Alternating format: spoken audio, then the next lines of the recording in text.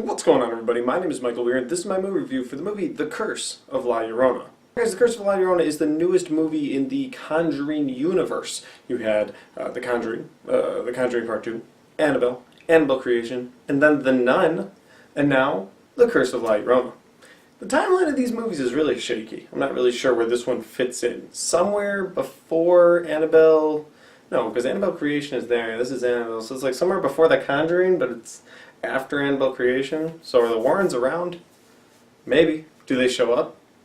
Nope. Let's do the review.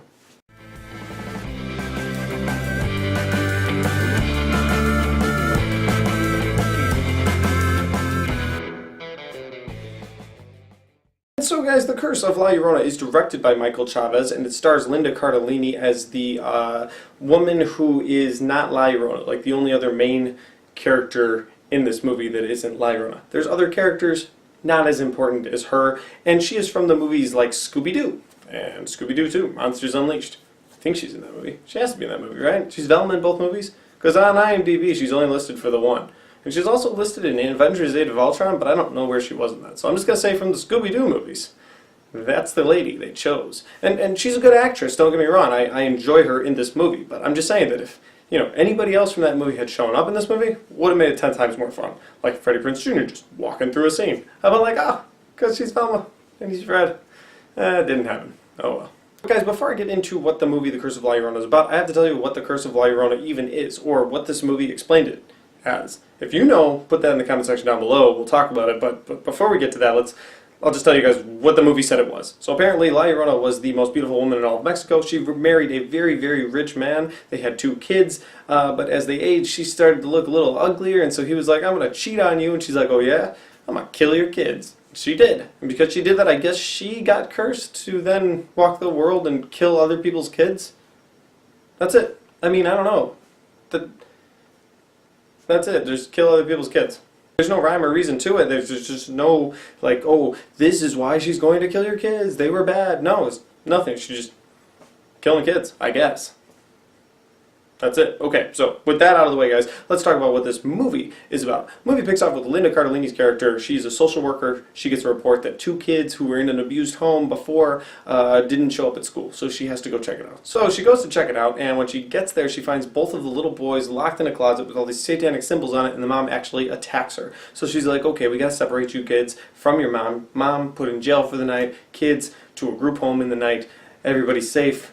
Good work for me, I'm going home. But because she did that, because she took him out of that closet with the satanic symbols, it actually gave La Llorona the power to go and then murder those kids. And because that happened, the mom of those 2 kids then prays to La Llorona to swap her kids for the social worker's kids. She's like, well, you give me my 2 boys back, you can take her 2 kids, even Steven. Now, I guess La Llorona goes with this deal. They don't really say. In fact, you don't even see her pray. She just says, this is what I did. I prayed to her to go after your kids. Okay, but why does La Llorona have to do that? I mean, does she get to pick and choose who she kills? Because if she does, then okay. Why would she make that deal? She already has 2 souls, 2 kids. What makes these 2 kids any different? There's nothing different between these 4 kids. They're just 2 kids that belong to this lady, 2 kids that belong to this lady.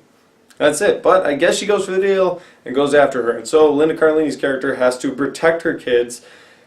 And that's pretty much all I can tell you about this movie without spoiling it. I mean, if you want more spoilers, just go watch the preview. But I'm going to jump into things I liked about this movie, things I disliked about this movie, and we'll move on. And the things I liked about this movie, well, I actually enjoyed the kid actors in this movie, the kids playing the kids of, actually any kid actors in this movie. Any kid actor in this movie did a really good job, which is something the Conjuring universe has been able to do. I've never sat down to watch a Conjuring universe movie, which involves a lot of kids when I think about it, and say, oh, I just hated that kid actor or actress. No, they did a great job. They actually fantastic. And that's something the Conjuring, whoever casts for the different movies, maybe it's all the same. It's Warner Brothers, so who knows, maybe they got one guy casting. I've never checked into that. But they do a good job casting kids for these movies, and that is a positive. The movie also stars Tuco from Breaking Bad, and that's a positive. And yeah, I could show his actual name, I could talk about the guy and other things he's done, but he's Tuco from Breaking Bad, so it's got him in it. It was just cool to see him do something else. The only other thing I'll say that I liked about this movie, guys, was that it was at least another installment in the Conjuring universe. Was it one we needed? Nah, probably not. Was it that good? No, not at all. But was it another installment to the Conjuring universe that furthers on the plot of Ed and Lorraine Warren down the line? I hope. I mean, there's no guarantees, but I hope. I mean, Annabelle Homecoming, or Annabelle Comes Home, is coming out at some point later this year, and when it does, maybe when Annabelle releases all the spirits, La Llorona will be one of them. That'd be kind of cool. Kind of set her back into the world. You could do La Llorona Part 2 that way, and maybe they'll find a way to make it a little more fun. But guys, with that being said, we're going to the things I disliked about this movie, and there's a lot. The first of which is that every jump scare in this movie is in the previews. Watch any preview you want, every jump scare is in it. There were two in particular that could have been so good. One is when she's behind a curtain. My wife was like, oh hey, by the way, you're going to jump here. She's behind that curtain. I saw it in the preview. And the second, I looked at my wife and I was like, oh hey, by the way, you're going to jump here, because when that girl waves that umbrella that is see-through, she's going to see her and she's going to consistently get closer, and it's going to be terrifying. And that could have been the best shot in the movie. That was such a cool idea with the umbrella, but they gave it away in the previews. Every single jump scare in this movie was given away in the previews. Another thing that irritated me, and this one I liked because it was on my kind of my things I liked, and now it's on my things I disliked list of the same movie. But when Tuco's character comes into this movie, Linda Cardellini is like, hey, I need your help, please. Anything you can do for us, please. Anything you can do. We promise we believe in you. Please help us get rid of this La Llorona. So he comes to her house and he starts rubbing these eggs all over her house. Now, it's weird, okay. But she like kind of makes a mockery of it. And it's like, no, you went to him. You gotta let him do his thing now. At one point he's like moving these things around and she's like, oh, it's a magic trick I've seen before. And I'm like, do you want him to help you or not? Like, dude, what is going on here? That was irritating.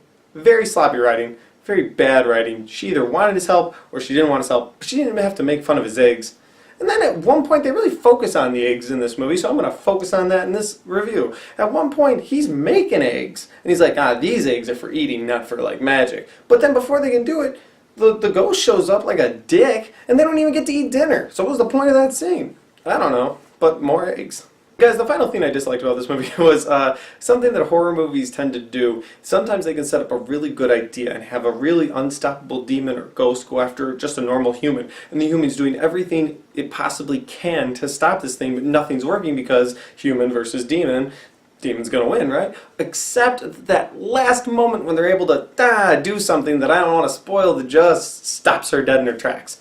Like, it is that easy. Like, if they would have, if they didn't know to do it, they didn't have any idea to do it, they just kind of last resort, maybe this will work, throw a dart at a dartboard, and oh my god, I can't believe it worked, that's so great. Or did it? Because at the end, there's water. That happens in this movie. Yeah. Guys, with that being said, I gotta go ahead and give the movie this rating. That's right, it's not the worst movie of the year 2019, but it is the most forgettable movie of 2019. And guys, that's my movie review. If you enjoyed this movie review, hit the like button. If you want to share this movie review with your friends, make sure you do that by hitting the share button. If you've seen this movie or you know more about the Curse of La Llorona and you want to put that in the comment section down below, let me know what your thoughts about it are. We'll talk about it. Love talking with you guys. And finally, guys, if you haven't subscribed yet, make sure you do that because I have a ton of content coming your way, including Avengers Endgame, both review and my first spoiler review of the year. I'm going to force myself to do it. Make a review, make a spoiler review. We'll talk about it. It'll be a good time. Thanks for watching, and I'll see you next time.